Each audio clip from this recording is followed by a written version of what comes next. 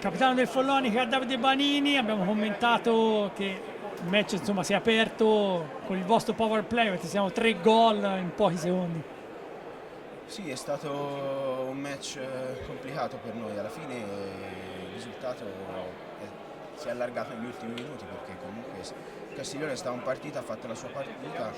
ha cercato anche con delle mosse tattiche di rimanere aggrappato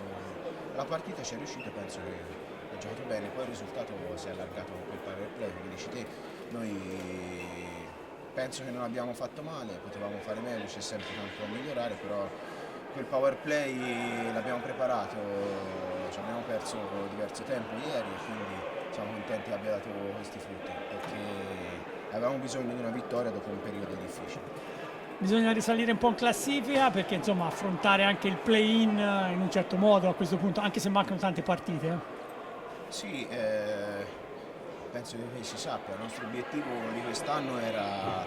entrare nella finality di Coppa Italia, ci siamo riusciti e l'altro obiettivo è quello di entrare al playoff. A questo punto penso che passeremo dal play-in, cerchiamo di avere un piazzamento migliore possibile perché comunque per avere il vantaggio del campo, però insomma andiamo avanti partita per partita cercando di fare il meglio possibile e di entrare al playoff che ci darebbe insomma, un riscontro positivo della nostra stagione.